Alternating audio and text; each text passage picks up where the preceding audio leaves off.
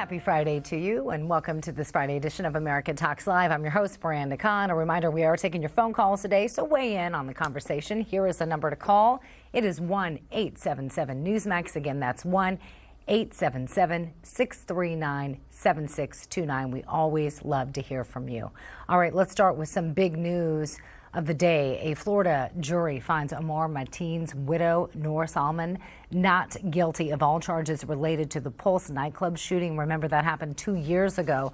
Salman faced charges of obstructing justice and providing material support to a terrorist organization. Her defense team, however, argued that she was simple-minded, who was abused by her husband and didn't know what he was going to do. Mateen killed 49 people and injured many others when he opened fire inside that Orlando nightclub. Police killed him shortly after. All right, let's take a look, though, at today's top story. Attorney General Jeff Sessions reveals that he's appointed a special prosecutor to investigate alleged FISA abuse by the FBI. Now, John Huber from Utah has been secretly working on that probe. He's also looking into the potential mishandling of investigations into Hillary Clinton's Uranium One deal. This, according to CNN. Sessions says Huber will determine whether or not a second special counsel is needed.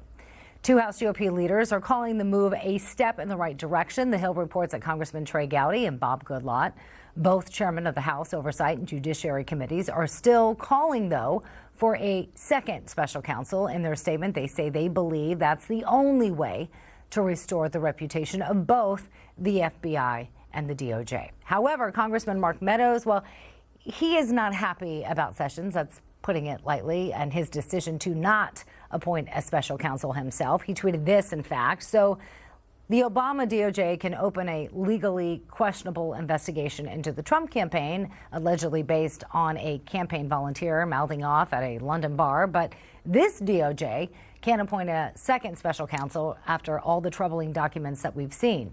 Disappointing. And that's where we want to welcome in our first guest today. Joining us, we're pleased to have Tom Del Vaccaro. He is a columnist at Forbes. He's also the former California GOP chair and a former Senate candidate. We're also pleased to have with us today on this Friday Larry Klayman. He's a former federal prosecutor and the founder of Freedom Watch. Nice of you gentlemen to join us. Happy Friday. Thanks for having me on. Friday to you. So, Larry, let's start with you. Is this a step in the right direction or a misstep by Attorney General Jeff Sessions, and why?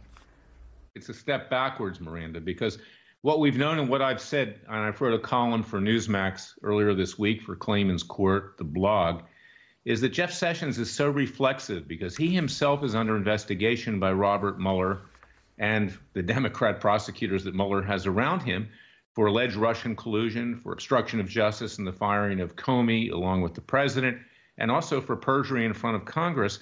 And he's buried his head in the sand because he's worried about pushback. And this is just delaying everything down the road. And this guy, John Huber, or Huber, however he may be pronounced, not Uber, he is a establishment creature. He was actually appointed as U.S. attorney by Barack Obama and then reappointed by Jeff Sessions.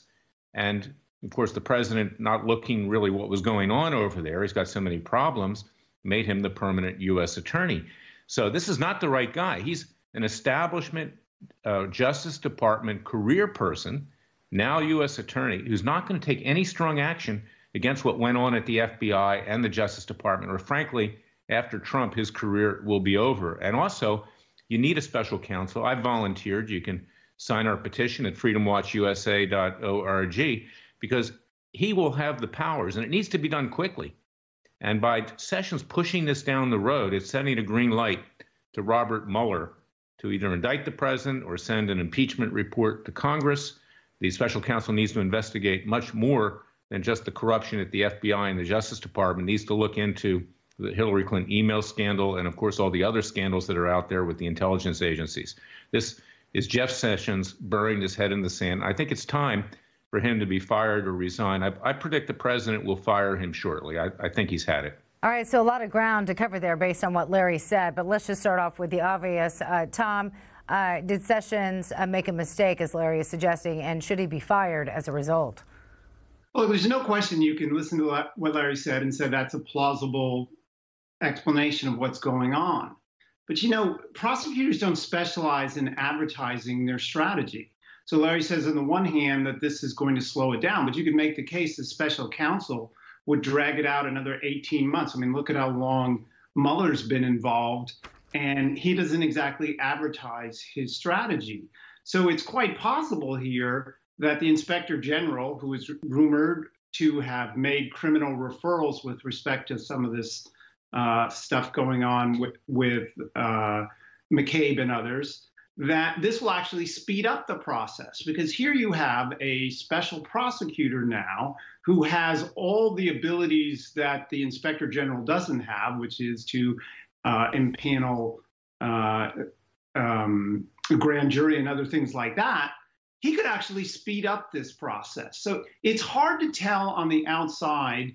I've been an attorney for 30 years. It's hard to tell on the outside what's going on the inside. Right. And for people that are watching this at home, viewers are probably asking themselves this question: what are the primary differences between a special counsel versus a special prosecutor, Larry? Well, this is not a special prosecutor, number one. We can call him that. I actually have a radio show called Special Prosecutor with Larry Klayman. But this is just simply a Justice Department career person who's being asked to now investigate his own department. That's not going to happen. And when the listeners have to, and the viewers need to ask themselves this question: when have we had any justice for the last 30 years with regard to the Obamas, the Clintons, even the Bushes, in terms of what's been going on? We haven't.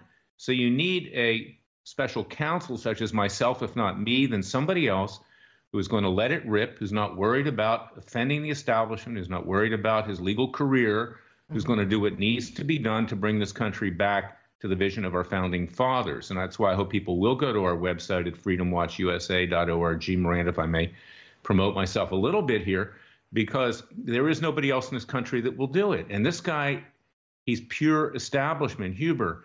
And it basically does just push everything down the road at a time when Mueller is gaining steam to either indict the president or send an impeachment report to Congress. It's a green light to Mueller to do a number on our president. Tom, I do want to kind of go back, though, just for viewers that are watching this that may not understand really the difference between a special counsel versus a special prosecutor. Can you kind of explain quickly the differences between the two? And how do you think, whether his name is Huber or Huber, how do you think he's likely to proceed now? Or tomato or tomato. But sorry, that question was directed towards Tom. Okay. And Larry knows the answer better than I do. Look, what matters in this particular case is that within the Justice Department, and by the way, Orrin Hatch wanted this guy reappointed, and that's what led to him getting re-upped by the Trump administration. What matters here is that the Justice Department has the ability to prosecute people. That's what matters. And so he can get to the bottom of this. I'm not saying that Larry's wrong. We haven't had justice in a long, long time. And we do, in many people's view, need a more aggressive Justice Department. If they get away with this, meaning from Andrew McCabe to the Clintons to potentially former President Obama, if they get away with this, then the rule of law is deeply, deeply harmed. But let me ask you this, Tom, going back, you heard what Larry had to say. He has absolutely no faith that this special prosecutor that Sessions has appointed is going to get things done. As he put it, he's an Obama holdover. How much faith do you have that this guy is actually going to get the job done that you'd like to see him do, and then possibly appoint a special counsel? I think Larry's slightly overstating the case. Remember, this guy is not so much a career prosecutor. He hasn't been there that long. He's from outside of Washington. He currently operates outside of Washington. So I have more faith that they named this guy than a Washington creature, somebody from within the DC or the Beltway. Let me just say something briefly. It was interesting that you say that Orrin Hatch, senator from Utah, recommended him. Orrin Hatch himself was deeply involved in the BCCI scandal and has been very scared of his own shadow, much like Sessions, for many years. He is pure Republican establishment in Washington, D.C. And the establishment of both political parties does not like the president of the United States. They'd like to see him gone. They'd actually like to have their own candidate run against him in the 2020 primary. I do not trust Republican establishment any more than I trust Democrat establishment, even though if I am a registered Republican, Freudian slip, and ran for the U.S. Senate in Florida in 2003 and 4. This establishment in Washington needs to be broken up. It has not brought about justice for anybody, whether it's the Clintons, whether it's John Brennan, former director of the CIA, James Clapper, former director of national intelligence, or Obama, or even George W. Bush, who, in fact, I believe also committed offenses against the American people. Nobody has been able to do this. So you need a special counsel. This guy is not suited for the task. He's there basically to take the monkey off of Jeff Sessions' back. All right, we are running out of time, but there are a couple stories that have been trending on our website, water cooler stories, if you will. Since you both are in California, just want to ask you real quickly, what is going on? Coffee is apparently bad for you. Los Angeles judge determined that California law requires coffee companies now to carry a cancer warning. Real quickly, 15 seconds to you, Larry, 15 seconds to you, Tom. Let's start with you, Tom. Did you skip your morning Joe? Should everybody be worried and not grab their cup of coffee before they head out? This is a judge run amok. This will be overturned. He actually said that the defendants, Starbucks, didn't prove it had health benefits.